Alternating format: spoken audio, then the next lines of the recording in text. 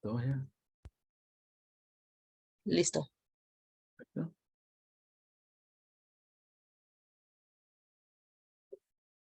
Dame un segundo. Ya se la espera ya.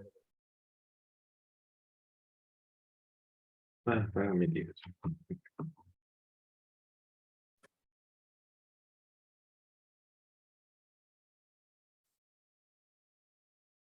Ya siento ya. Déjame dejar de compartir para verlo y luego. ¿Vas a compartir? Sí, sí, pero primero para saludarlos y luego. Ah, ok. Bueno, Hola chicos, buenos días, ¿cómo bienvenido. están? Aquí más. Listo. Ya. Hola, buenos días a todos. ¿Pueden, por favor, abrir sus micrófonos para darle la bienvenida al profesor Argeni? ¿Cómo está, profesor? ¿Cómo amanece? Muy bien, muy bien, muy bien. Bueno, ya rato amanecí, aquí ya son las 4 de la tarde. Muy bien. Bueno, vamos a continuar con la actividad del día de hoy, que es la clase que corresponde a ciencia, parte física. ¿Correcto, profesor? Así es, física. Ok, vamos a continuar. Adelante, Perfecto. profesor. Con gusto. Déjame ver aquí. Que voy a compartir pantalla. Tengo el chat abierto. Chicos, cualquier duda, saben que pueden escribir a través del chat. Yo los leo, el profesor Alonso los lee y me va comentando. Perfecto. Ok, vamos a hablar sobre la física y sus fenómenos. Entonces quisiera saber que alguno de ustedes me diga un concepto muy corto sobre qué es la física. Los leo a través del chat. Pueden ir por allí. O también pueden activar sus micrófonos para que el Claro, profesor... también pueden escribir micrófono y me pueden decir, cualquiera me puede decir.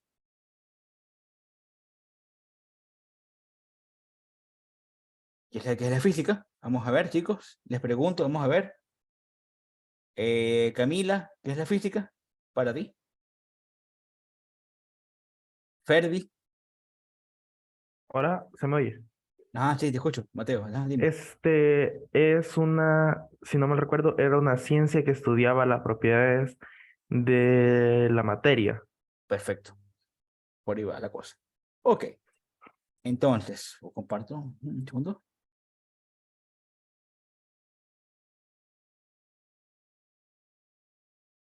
Ok. Entonces, hay que escuchar. Muy bien, la gente que estudia la materia. Ok, fíjense. Podemos decir que la física, como toda ciencia, surge de la enorme curiosidad del ser humano que va mucho más allá de la simple observación y busca explicaciones de lo que observa y se interroga a sí mismo. ¿Por qué pasa esto? ¿Cómo es? ¿Y por qué pasa? Entonces, la física, como las demás ciencias, intenta dar estas respuestas a través de un método científico, sometiendo las experiencias iniciales a pruebas experimentales antes de ser aceptadas o rechazadas. Entonces, ¿qué estudia física? La física estudia, o la física pertenece a las llamadas ciencias naturales, y por lo tanto estudia la naturaleza, tratando de resolver sus enigmas y descifrar sus códigos. Como producto de su quehacer, propone modelos simples para explicar y predecir el funcionamiento de la naturaleza. En todo instante está presente en la naturaleza ingredientes como la materia, el espacio, el tiempo, la fuerza, el movimiento, que mezclados o combinados en algunas leyes dan origen a una increíble gama de fenómenos naturales que están en nuestro universo. Desde el micromundo del átomo, como les comenté ayer, hasta un macromundo que ocurre en el espacio. Ok, ya, tengo un segundo, por favor, ya. Voy a dejar de compartir un segundo. No sé si se perdió, un segundo. Un segundito, quiero mostrarles algo. Les tenía un video por aquí por ustedes. Un segundo, por favor.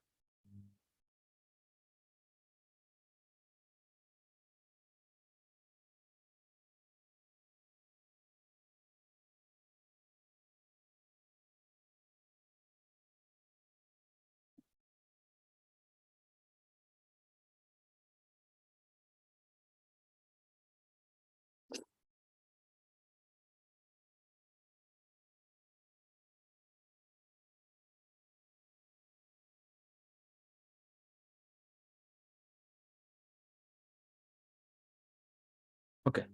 Puedo compartir un video con ustedes.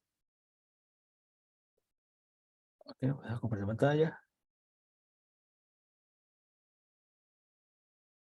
Ok, para que vean cómo la física está en todo lo que nos rodea, desde lo más pequeño hasta lo más grande.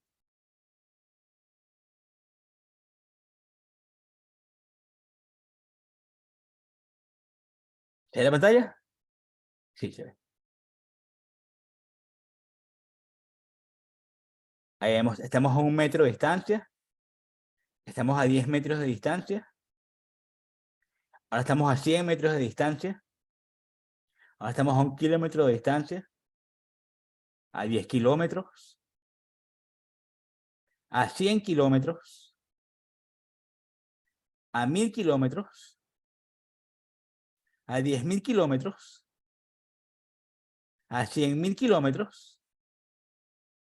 A 1 millón de kilómetros. A 10 millones de kilómetros. 100 millones de kilómetros. 1 billón de kilómetros. 10 billones de kilómetros. 100 billones de kilómetros. 1 trillón de kilómetros. Ahí el Sol ya es un punto. 1 año luz. 10 años luces. 100 años luz. Allá no se ve ni la Tierra ya. 1000 años luz. 10.000 años luz. 100.000 años luz. Disculpen. 1 millón de años luz. Hasta la Vía Láctea. Ya no vamos a otra 10 millones, 100 millones de años luz. Ya estamos en otra galaxia, en otra parte del universo. 1 billón de años luz. 10 billones de años luz. Y ahora en retroceso.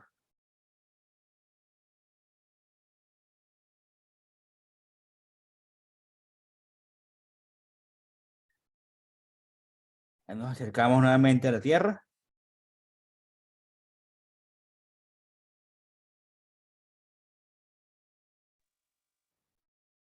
Y ahora vamos a 10 centímetros. 1 centímetro. 1 milímetro. 100 micrómetros. Ahora tenemos los rojos. Las células. 1 micrómetro. 100 nanómetros. Este es el ADN. 10 nanómetros. 1 nanómetro. 100 picómetros. Ahí están los electrones que están moviendo. 10 picómetros. 100 femtómetros. Estamos llegando al núcleo. Ahí están los protones. Los electrones. Así como ven, podemos ir del mundo micro al mundo macro en un pequeño espacio. Volvemos entonces a la presentación.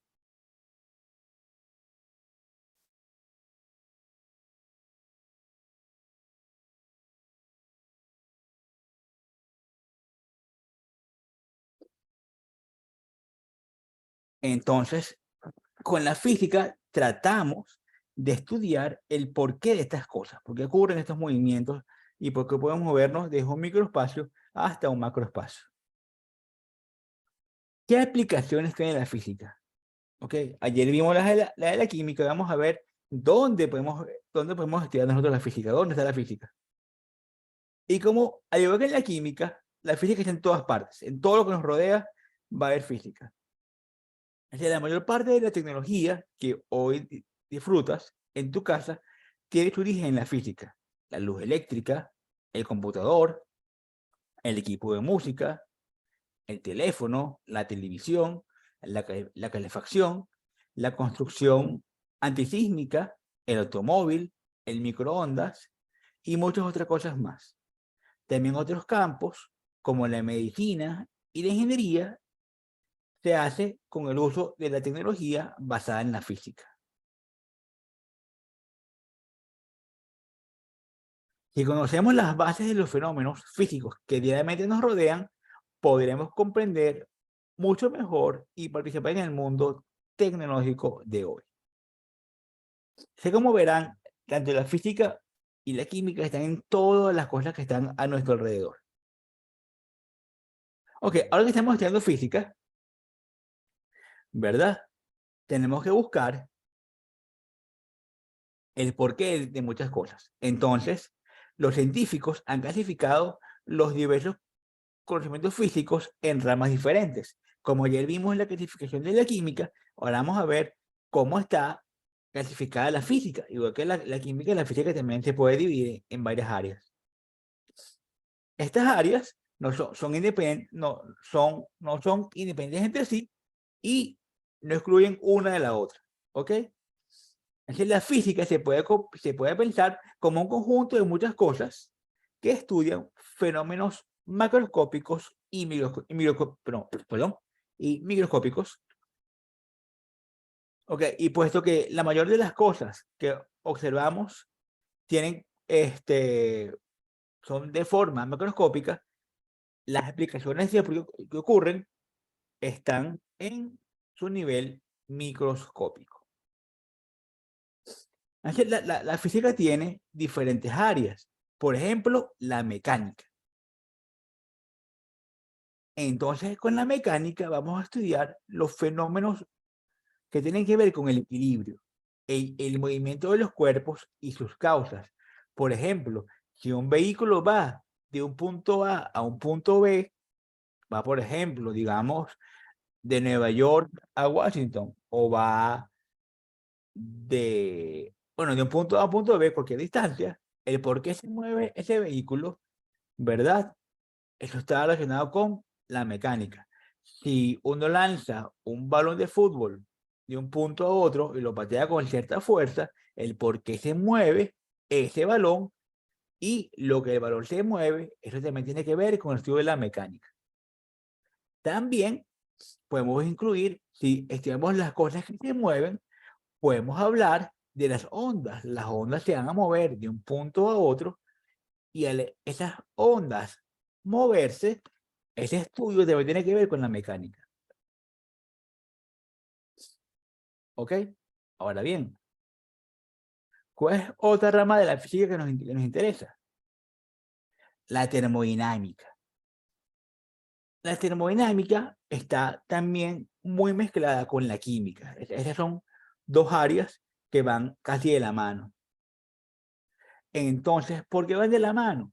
Porque la termodinámica se ocupa de estudiar cosas de fenómenos naturales y en los cuales va a haber transferencia de calor, transferencia de energía, porque varía la temperatura de un punto a otro. Por ejemplo, como estamos hablando ayer de ese cubo de hielo, que cuando se calentaba, se fundía, ¿verdad? Pasaba de estado sólido a estado líquido. ¿Por qué pasaba eso?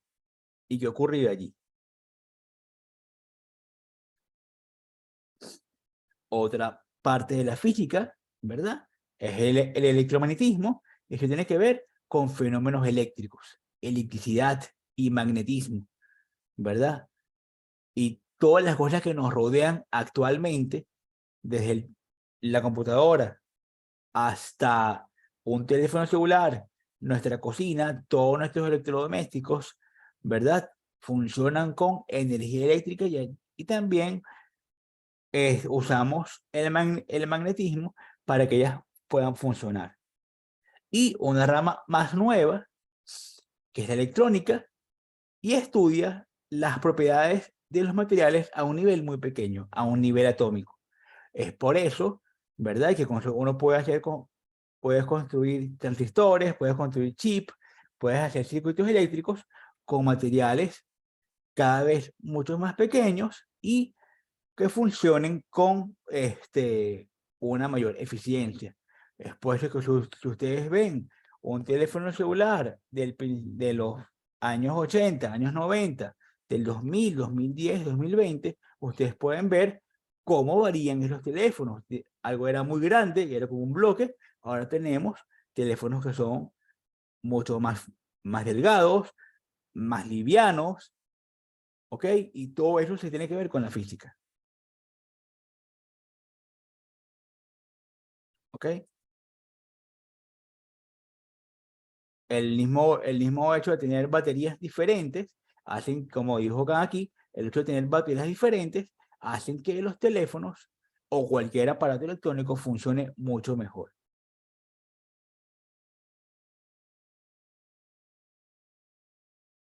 Ok. ¿Dónde se estudia actualmente la física? ¿O dónde está la física de hoy desarrollada? Nuevamente, en casi todas las cosas que nos rodean, ¿verdad? Va a haber la física, vamos a encontrar física, ¿ok? En transporte y comunicaciones, en astronomía, en medicina, en informática. Por ejemplo, en transporte y comunicaciones podemos ver trenes que van mucho más rápidos, comunicaciones, tenemos los mismos teléfonos celulares, mejores satélites, astronomía, el uso de mejores telescopios. Hace poco, el año pasado, se lanzó un nuevo telescopio que está en el espacio. También es una nueva manera de usar la física. En la medicina, lo que es el área de la radiomedicina, ¿verdad? El hecho de usar tratamientos contra el cáncer. Hace 2 años, cuando tuvimos el COVID y la pandemia, los científicos trataron de buscar la mejor manera para erradicar ese virus y cualquier enfermedad que nos pueda afectar al futuro. ¿Ok? E informática, obviamente, como lo que veníamos hablando, de los teléfonos celulares, de los ordenadores, las computadoras, ¿verdad? Cada vez ahora trabajan mucho más rápido, ¿verdad? Son más accesibles a las personas que ustedes ven en los años 60, 70, un computador era el tamaño de un cuarto y ahora son cosas extremadamente pequeñas y muy, muy livianas. La física, de la mano de la química, han desarrollado que el desarrollo científico, ¿verdad? Y tecnológico vaya en un constante crecimiento y avance. Chicos, ¿hasta ahora todo está claro? ¿Se comprende todo? ¿Se entiende? Sí, todo está claro para mí. Perfecto, ok. Muy bien. Hasta ahora esta es la historia. No es nada todavía complicado. Ok. Entonces, si la física tiene que estudiar la materia, vamos a hacer un pequeño repaso de lo que vimos ayer, pero ahora hacia el área de la física. Entonces, nos hacemos la pregunta que siempre nos hacemos: ¿qué es la materia? Todo lo que nos rodea, todo lo que nos rodea, ¿verdad? Incluidos nosotros mismos, estamos formados por un componente llamado materia. Todas las cosas que están a nuestro alrededor son materia. Por ejemplo, los distintos medios, aire, agua, una pared, son materia. Pero estas materias poseen diferentes características. Todas son distintas. ¿Okay? Podemos tener algo en estado sólido, algo en estado líquido, algo en estado gaseoso, ¿verdad? Hay diferentes personas, diferentes elementos, diferentes cantidades, pero todo lo que nos está rodeando y todo lo que nos está a nuestro alrededor se denomina materia. O sea, todo lo que va a ocupar un lugar en el espacio se le conoce como materia. Ese es el concepto. Ok, ahora bien. Perdón, chicos. Como les decía, la materia se define como todo aquello que posee masa y ocupa espacio, y está formado, como ya vimos, por partículas muy pequeñas llamadas átomos, y se pueden presentar en diferentes estados. Los más comunes van a ser estado sólido, estado líquido y estado gaseoso. Son los más comunes. Además, está el plasma, pero por ahora vamos a tocar solamente estos tres.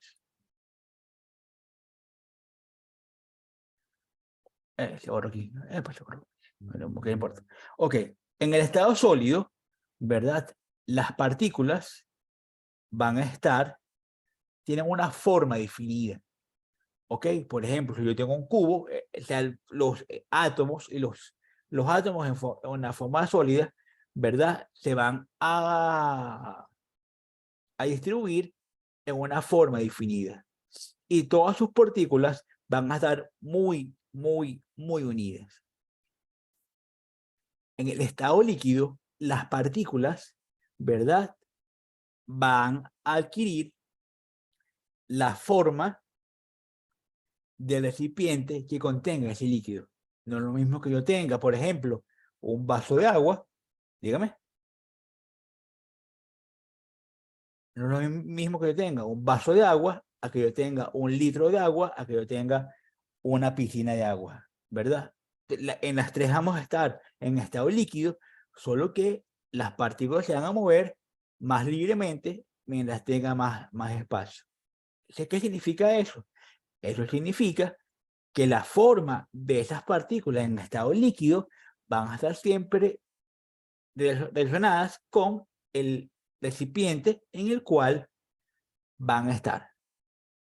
En el estado sólido, las partículas están muy unidas y en el estado líquido, las partículas tienen la libertad de moverse. Cuando tenemos algo en estado gaseoso, eso no tiene forma definida. Todas las partículas se están moviendo libremente y sus partículas se mueven con gran libertad y ocupan todo el espacio disponible. Por ejemplo, si yo estoy en un cuarto, ¿verdad? O en su habitación donde estamos ustedes sentados ahorita, toda esa habitación está cubierta, ustedes tienen alrededor inmensa cantidad de partículas de gas. ¿Ok? Aquí. Exactamente, Can. Como el hielo o como el sodio, la sal. Ok. Y aquí tenemos algunas cosas que están a nuestro alrededor. Por ejemplo, una manzana, un árbol, un tornillo y unas plumas. Entonces les pregunto a ustedes, ¿el aire es materia? ¿Sí o no? ¿Quién me responde? Chicos, ¿el aire es materia? ¿A qué responder? Sí, perfecto, Gan. Muy bien. El aire es materia. Ok, respondieron por aquí. Perfecto, Abdias, sí, el aire es materia, porque nos está rodeando. Todo lo que nos rodea y tiene partículas va a estar formado por materia. Ok. ¿Cuáles son las principales propiedades de la materia? Las... ¿Ven? Ok, yo tengo que ver cuáles van a ser las formas o las características principales de la materia. Entonces, yo puedo hacerlo de una manera cualitativa o de una manera cuantitativa. ¿Cuál es la manera cualitativa? La manera más común con la cual nosotros podemos reconocerlos usando nuestros sentidos. Color, olor, forma, sabor, ¿ok? Yo puedo reconocer la materia usando esos elementos cualitativos, ¿ok? Yo puedo agarrar un vaso que contenga sal, un vaso que contenga azúcar, yo puedo verla, son cristales, son de color blanco, si tenemos azúcar, tiene un olor agradable, un olor dulce, cuando lo pruebo es dulce, eso se va hacia el área cualitativa. Pero también puedo hablar de una forma para poder identificarla de una manera cuantitativa. Porque de los mismos que yo tenga un grano de azúcar a que yo tenga un kilo de azúcar. O sea, yo puedo verificar, o sea, puedo usar las cantidades como una manera para poder identificar las características que va a tener la materia. Entonces, podemos tener masa, altura, volumen. ¿Por qué altura? Por ejemplo, yo puedo colocar a todos ustedes en un salón y los coloco en orden de tamaño, ¿verdad? Y los puedo identificar debido a su altura. ¿Ok? Yo puedo decir que no, las personas más bajas van adelante y van subiendo en orden de tamaño en una fila hasta que llegue a la persona que tenga mayor tamaño. ¿Ok? En volumen es igual el ejemplo que les di hace rato. No es lo mismo que yo tenga un vaso con agua a un litro con agua a que yo tenga una alberca o una piscina full de agua. ¿Ok? Las cantidades de líquido ahí van a ser diferentes. ¿Está claro? ¿Se comprende? Chicos, ¿se entiende, no? Perfecto, leo el chat. Sí. Perfecto, muy bien. Ok. Ok.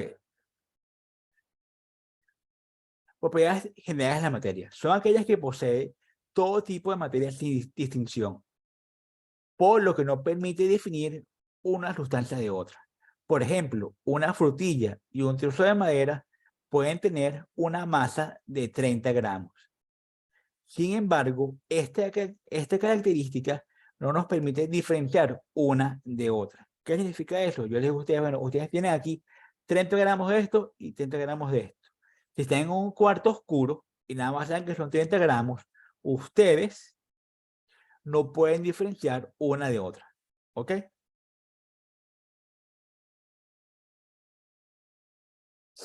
Las propiedades principales de la materia van a ser la masa y el volumen. Esas son dos cosas principales. Toda materia va a tener una cantidad de masa y una cantidad de volumen. ¿Ok? Y también, obviamente, la temperatura. Son cosas principales que va a tener la masa y la materia. ¿Ok? ¿Cuál es la diferencia entre cada una de ellas?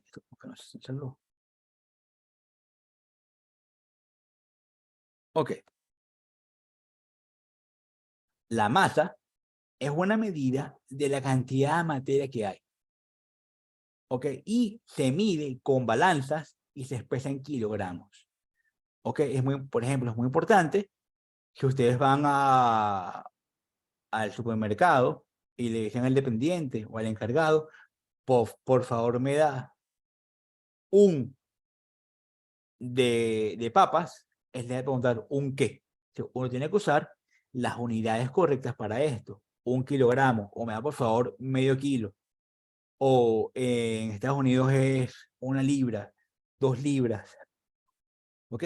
Todo número, como siempre se les vengo repitiendo, todo número en física y en química tiene que venir acompañado con una cantidad. Si no, eso no está bien. El volumen. El volumen es el lugar que ocupa la materia en el espacio. Y se mide, por lo general, en litros o en metros cúbicos.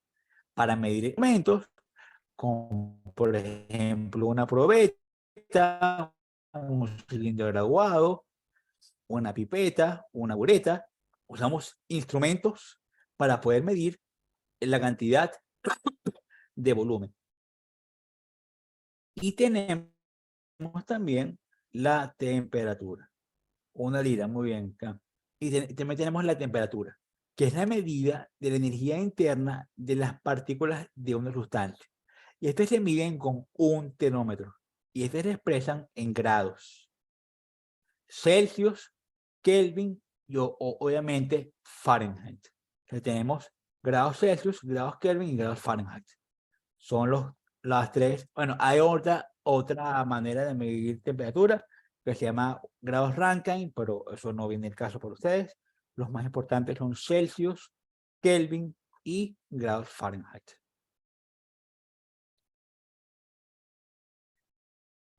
Pero podemos usar otras características que sí me permiten en verdad distinguir la materia. ¿Y cuáles son esas? Por ejemplo, su brillo, su maleabilidad y su ductibilidad. Por ejemplo, si yo tengo este papel de aluminio, aluminum foil en casa, ¿verdad? Este material va a tener un brillo. Este material también puede ser maleable. ¿Qué significa maleable? La maleabilidad es la manera con la cual uno puede transformar materiales en diferentes formas. Durabilidad no, Can, eso no es una propiedad de la materia. Durabilidad no. Entonces, tenemos brillo, maleabilidad y ductibilidad. La ductibilidad es que uno puede transformar esos materiales y los puede transformar en un alambre muy delgado. Por ejemplo, el cobre.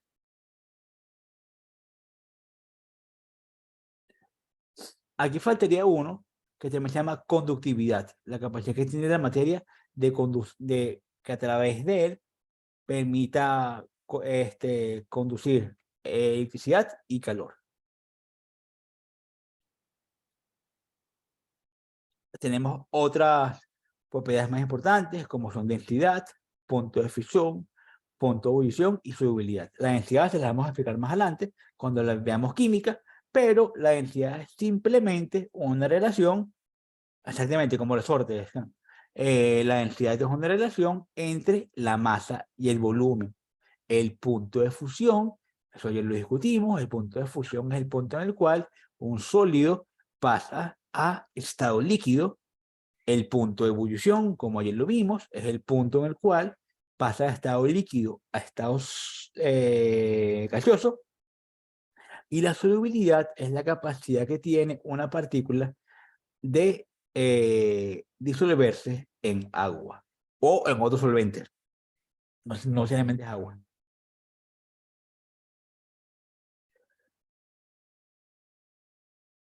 Entonces, sabiendo esas propiedades, podemos separarlas en dos partes: propiedades físicas y propiedades químicas. Con las propiedades físicas ya tenemos estas propiedades cualitativas y cuantitativas, y las propiedades químicas son aquellas que nos permiten modificar su composición química a través de que sea una reacción o un cambio en ciertas cosas. ¿Ok? Ahora bien, por ejemplo, tenemos un estado inicial y un estado final de la materia. Si tenemos un vaso que contiene hielo, ese hielo se va a derretir. Si tenemos, por ejemplo, unas botellas de vidrio, y si esas botellas de vidrio se rompen, ¿verdad? Yo voy a tener la misma botella, solo que su forma ahora va a ser diferente. Si yo sé que esa botella pesaba antes 100 gramos y la botella se rompe, y yo tomo todos los pedazos de la botella y peso en una balanza los trozos de la botella rota, también va a ser 100 gramos. Va a ser la misma materia, solo que va a estar en una forma diferente. ¿Se comprende eso o no? Chicos, Sí se comprende, sí se comprende. perfecto, muy bien. Ok. O casos de la vida cotidiana que son muy comunes. Por ejemplo, el quemar un papel. Si yo quemo todas las cenizas y yo las puedo pesar, ¿verdad? No solo pesarlas, sino las peso. Supongan que yo quemo un papel, ¿ok? Y al papel quemarlo, yo lo tengo contenido en una parte para que no se escape el gas que se forma allí. Entonces, si eso es verdad, yo puedo pesar ese papel de inicio y el final y voy a tener la misma cantidad de materia. Un trozo de hierro que se expone constantemente al aire tiende a oxidarse. Esta oxidación se debe a su reacción con el oxígeno para formar óxido férrico. Una manzana también tiende a oxidarse. Al empezar a estar en contacto con el oxígeno, empiezan a haber varios tipos de reacciones químicas que hacen que esa fruta se eche a perder. No se pierde, se oxida. ¿Ok? Pero al oxidarse ocurre un cambio y el sabor es diferente. Es por eso que uno dice que se echó a perder o se dañó. En verdad sigue siendo la misma manzana, solo que ya no es comestible para el ser humano, por los sabores y por los compuestos químicos que se forman cuando ocurre esa transformación. Así es, esas cosas se deterioran, como tú dices. Muy bien. Exactamente como las bananas. Entonces son ejemplos de la vida cotidiana donde la materia ocurre diferentes cambios. Ok. Ahora, como vimos al principio, el por qué se mueven las cosas, ¿verdad? Vamos a imaginarnos que estamos en una mesa de pool o una mesa de billar, o estamos jugando con una pelota y yo quiero patear esa pelota para que vaya de un punto a otro. Si yo estoy impulsando esa pelota, o estoy impulsando esa bola de billar para que vaya de un punto a otro, le estoy dando energía. Entonces, cuando uno hace eso, ¿verdad? Estudia lo que se llama impulso y cantidad de movimiento. ¿Hacia qué punto se mueven las cosas y por qué se están moviendo? Entonces, imagínate que yo estoy jugando golf, ¿verdad? Y yo le quiero dar a esa pelota de golf, le estoy suministrando cierta fuerza, ¿ok? Y esa fuerza va a hacer que la partícula se mueva de un punto a otro. Que se mueve de un punto a otro, ¿verdad? Y yo logro medir cuál es el tiempo que se va de un punto a otro. Por ejemplo, si yo estoy pateando un balón, estoy jugando fútbol y lanzo un penalti o lanzo de un punto a otro, yo mido cuando el arquero detiene la pelota o cuando el quarterback recibe el balón y yo quiero medir esa fuerza, ¿verdad? Esa fuerza y logro medir el tiempo, yo puedo medir allí el impulso que uno le da a ese balón. ¿Está claro o no está claro? Medida, exactamente. Está claro, chicos, se comprende. O sea, que el impulso es la fuerza que actúa en un intervalo pequeño de tiempo. Eso es muy importante. Ahora bien, vamos a poner aquí un pequeño ejemplo. Si tenemos un palo de golf que ejerce una fuerza de 4.000 newtons por 0,02 segundos. ¿Cuál es el impulso que se le da a esa pelota? Es muy sencillo. O sea, el impulso es con letra J y es la fuerza multiplicado por el tiempo o por la duración de tiempo. Si yo multiplico 4.000 newtons por 0,0002 newtons por segundo, perdón, por 0,0 segundos, eso me da un impulso de 8 newtons por segundo. ¿Qué implica eso? Que la unidad del impulso va a ser exactamente, desde aquí entra fuerza, velocidad de tiempo, entran todos. Entonces, la unidad del impulso va a ser newtons por segundos. Recuerden que la fuerza es igual a la masa por la aceleración. Y recuerden que la aceleración es la variación de velocidad con respecto al tiempo. Si yo puedo tener todo mezclado, tengo mezclado velocidad, tengo mezclado masa, tengo mezclado tiempo, tengo mezclado fuerza y están todas las cosas relacionadas.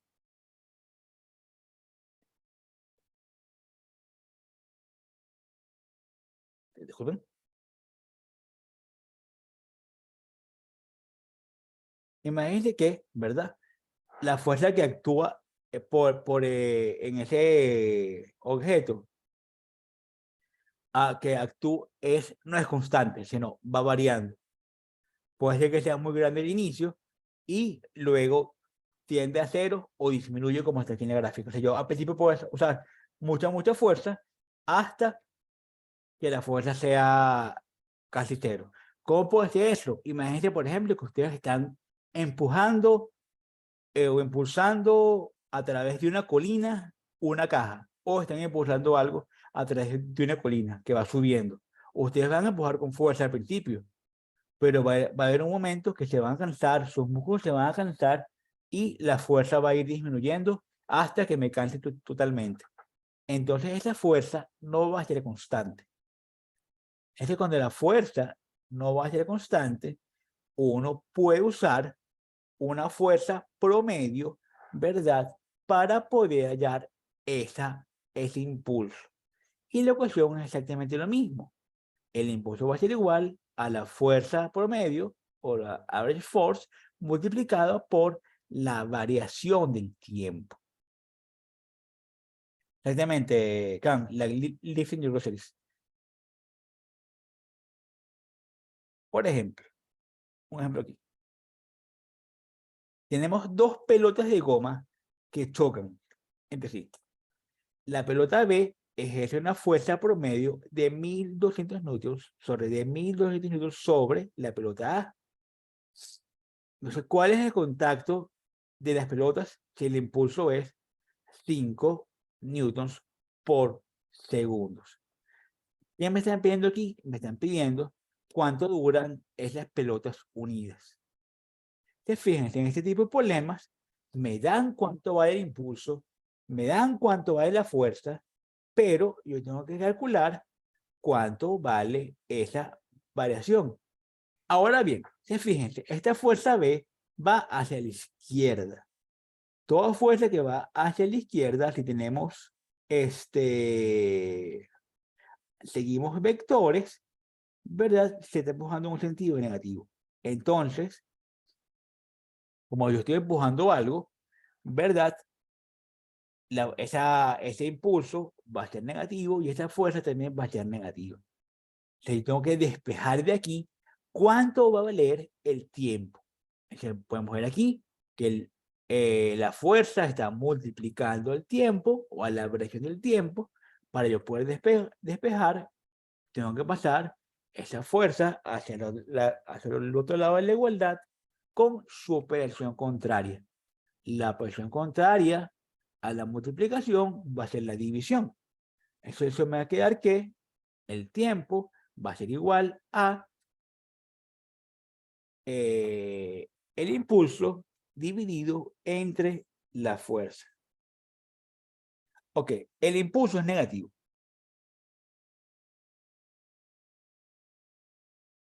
La fuerza en A es a la izquierda, a menos que sean lo contrario, las fuerzas se tratan como fuerzas promedio. Siempre es importante recordar que la fuerza es un vector. Entonces tenemos que dibujar todo esto con vectores y saber hacia qué lado nos estamos moviendo. Ok, sigamos. Hasta ahora está todo claro. ¿Se comprende, chicos? Esta parte. Chicos, ¿se comprende? Perfecto. Sí, sí se comprende. Perfecto, muy bien. Ahora bien, como les estaba diciendo hace ratico, ¿verdad? El impulso cambia la velocidad. Imagínense, por ejemplo, que estamos jugando en el juego ese, en el que tenemos un mazo que golpea una pelota. ¿Ok? Entonces, como les decía, la fuerza es igual a la masa por la aceleración. Y también ya hemos dicho que la aceleración no es nada más que la variación de la velocidad con respecto al tiempo. Si yo escribo todo eso en una sola ecuación, yo puedo decir lo siguiente, que la fuerza va a ser igual a la masa multiplicada por la velocidad final menos la velocidad inicial, dividido entre el tiempo. Ese tiempo que está multiplicando, yo lo paso, pero ese tiempo que está dividiendo, lo paso o lo muevo al otro lado de la igualdad, con la operación contraria, que está dividiendo, va a pasar multiplicando, me va a quedar entonces que la fuerza multiplicada por la variación del tiempo va a ser igual a la masa por la velocidad final menos la masa por la velocidad inicial. ¿Qué implica eso? Que el impulso va a ser un cambio en la masa por la velocidad. ¿Ok? Ahora bien, entonces, si estas cosas en vez de estar se están moviendo y tenemos masa por velocidad, a eso le vamos a dar un nuevo concepto. A ese nuevo concepto de masa por velocidad lo vamos a llamar la cantidad de movimiento. Y la cantidad de movimiento no es más como el producto de la masa por la velocidad. La unidad de la cantidad de movimientos es kilogramos, que viene de la masa, por metros sobre segundos. Y se identifica con la letra P. Entonces, P va a ser igual a la masa por la velocidad, y eso va a ser igual a la cantidad de movimiento. Si tenemos por aquí un ejemplo, exactamente,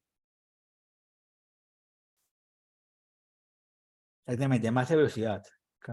Si tengo aquí un carro o un vehículo que tiene un peso de 1000 kilogramos y va a una velocidad de 16 metros sobre segundos, su cantidad de movimiento va a ser 1000 por 16, eso va a ser 16.000 kilogramos metros sobre segundos.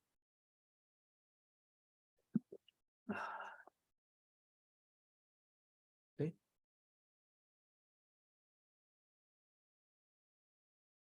Ahora bien, ¿cómo puedo yo hacer una relación entre la fuerza y la cantidad de movimiento? Entonces, como ya hemos dicho, el impulso es un cambio en la cantidad de movimiento. Y ya hemos dicho que el impulso era igual a la fuerza por la variación del tiempo. Entonces, una fuerza actúa en una pelota en un tiempo determinado, aumentando la cantidad de movimiento. Si yo hago que estas dos pelotas choquen, la cantidad de movimiento va a aumentar. Ok, otro ejemplito. Ahí tenemos una pelota de golf de 50 gramos y sale del palo a 20 metros sobre segundos. Si el palo está en el contacto por un tiempo de 0,002 segundos, ¿qué fuerza promedio actúa en la pelota? Lo primero que tenemos que hacer es, bueno, la pelota está tranquila, porque está en reposo. Significa que su velocidad inicial vale 0. ¿Ok? Después que yo la golpee, ¿verdad? Es que la pelota va a adquirir esa nueva velocidad. Eso implica que la velocidad final de la pelota va a ser 20 metros sobre segundos. Tenemos la pelota en gramos, 50 gramos. Tenemos que pasar eso a kilogramos. Recordemos que para pasar de gramos a kilogramos, debemos dividir entre 1000. Y tenemos esta data. ¿Qué tenemos? Bueno, la masa de esta pelota de golf va a ser 0,05 gramos. Sabemos que la velocidad inicial de partida de esta pelota va a ser de 0. Sabemos que la variación del tiempo va a ser 0,002 segundos y sabemos que la velocidad final va a ser 20 metros sobre segundos. Entonces vamos a imponer, a que ustedes deciden hacia qué lado va a ser positivo y hacia qué lado va a ser negativo. Ustedes deciden eso cuando hacemos los problemas. O sea, vamos a decir que todo lo que se mueva hacia la derecha, ¿verdad? Va a ser positivo.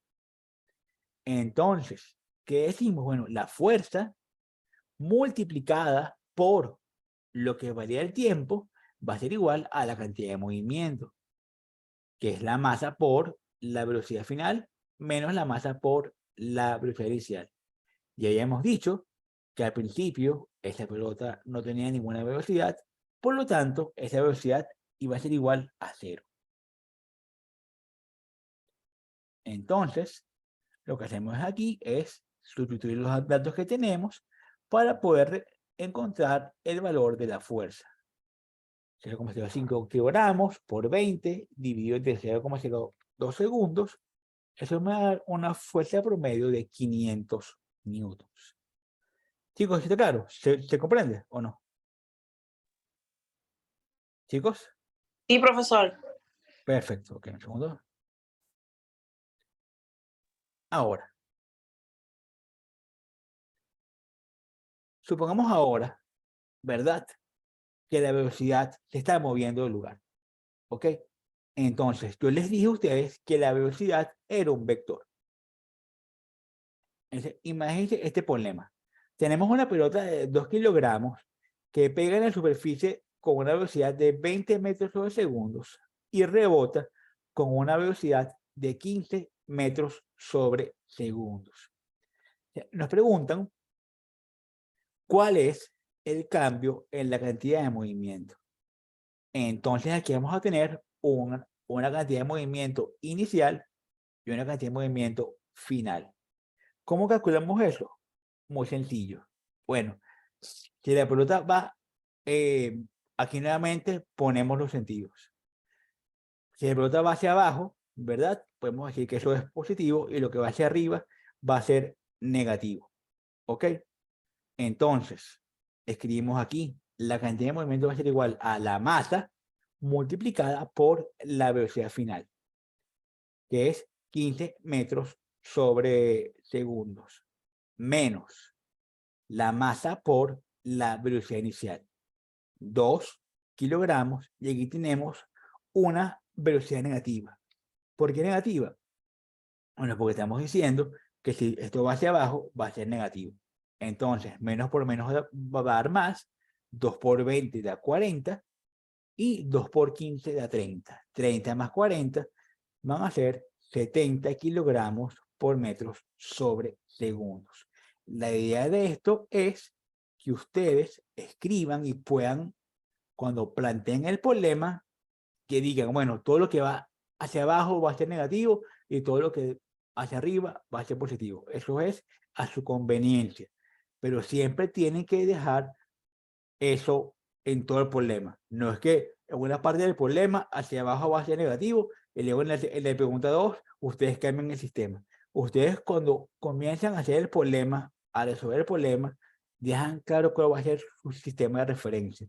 Si se mueve hacia la derecha, va a ser positivo. Si se mueve hacia la izquierda, va a ser negativo. Si se mueve hacia arriba, va a ser positivo. Si se mueve hacia abajo, va a ser negativo. Pero eso lo deciden ustedes. ¿Ok? Siempre lo van a decir ustedes. ¿Se claro eso? ¿Se comprende? Que como les decía, la dirección es esencial. Tienes que elegir siempre marcar una dirección positiva y una velocidad positiva con esta dirección y negativa el sentido opuesto. Como les está diciendo, esto es esencial. Ustedes tienen que marcar el sentido del movimiento y el sentido de la velocidad. Si cambian el sentido, por ejemplo, el problema tiene 4 preguntas y ustedes cambian el sistema, una para la pregunta 1, uno para la pregunta 2 y otro para la pregunta 3, el problema va a estar malo. Tienen que seguir siempre todo el problema o todos los ejercicios con el sistema de referencia igual para que sea factible y fácil de resolver.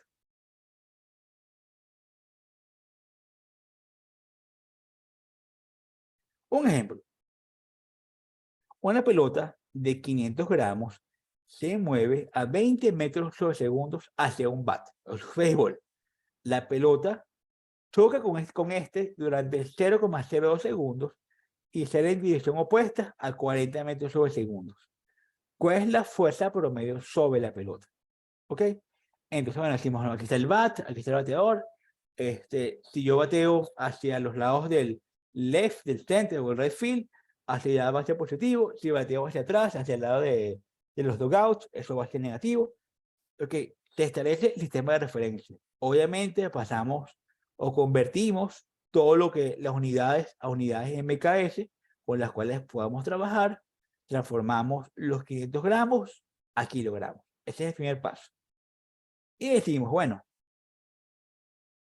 tenemos una velocidad final, una velocidad inicial.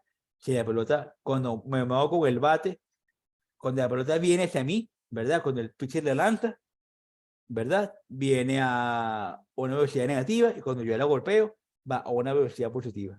Y calculo la fuerza multiplicada por la variación del tiempo, la masa y las velocidades.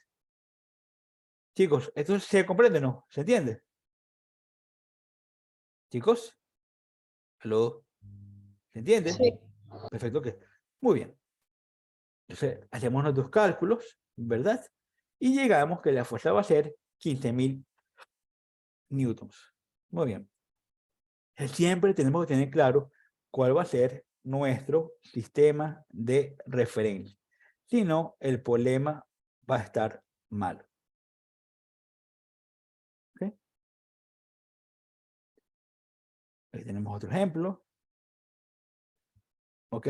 Obviamente, podemos hacer problemas más complicados, podemos usar un poquito de trigonometría para poder resolver los problemas. Usando los vectores, ¿verdad? Y, por ejemplo, aquí podemos decir que va hacia un sentido, usamos la trigonometría para poder calcular las componentes de la velocidad. Y el problema sigue siendo exactamente lo mismo. Ponemos que va hacia un lado, hacia el otro, Y luego de eso, calculamos lo que nos están pidiendo. Lo esencial siempre, chicos, es que ustedes tengan claro cuál va a ser su sistema de referencia. Y recordar las ecuaciones principales, que el impulso va a ser igual a la fuerza promedio por el tiempo, que la cantidad de movimiento es la masa por la velocidad, y que el impulso va a ser un cambio en la cantidad de movimiento. Y recordemos que la cantidad de movimiento, ¿verdad? Con el impulso va a ser igual a la fuerza por la variación del tiempo, igual a la masa por la velocidad final menos la masa por la velocidad inicial. Y chicos, eso fue la clase del día de hoy. Entonces, si quedó todo claro, alguna pregunta que tengan, alguna duda, por favor, coméntenme, díganme, o me decían amigo, profesor Alonso, ya estamos aquí para responder. ¿Tienen Chicos. alguna pregunta? Pueden activar los micrófonos, también sus cámaras, o escribirle al chat para que el profesor Argeni pueda compartir la respuesta si tienen alguna duda de todo lo que conversó el día de hoy. Bueno, esto, Mateo, Ferdi, Majo, todos los que están conectados, ¿tienen no, preguntas? Candido, No tiene pregunta, profesor. Así ya me di cuenta. Algo, entonces, ¿está todo claro? Todo está claro para Sí, el día de hoy. así, sí, por aquí dicen que todo está claro. Por mi parte, sí, por ahí Adán, Sí, ya vi. Narváez, muy bien, muy bien. Perfecto. Bueno, entonces, Bueno, chicos, yo profesor Kenny, les voy a hacer a ustedes un feliz fin de semana. Disfruten su fin de semana. Ya nos veremos la próxima semana. El día jueves, creo. O sea, Roxana está aquí el jueves, ¿no? bueno, eso lo revisamos Sí. con la profesora Roxana. Muchas gracias, profesora Argeni. Bueno, Vamos a ok. finalizar. Ok, pues estamos aquí. Les deseo a todos feliz fin de semana. Nos estamos viendo. Cualquier duda puede escribirme a mí o le escribir a la profesora Roxana y yo les respondo a la brevedad posible. Bueno, Entonces, ok. damos por concluido esta actividad académica. Que tenga un feliz día, profesora. Hasta Igual, luego. chicos, ustedes, felices por ustedes. Hasta luego. Hasta luego, gracias. Hasta luego.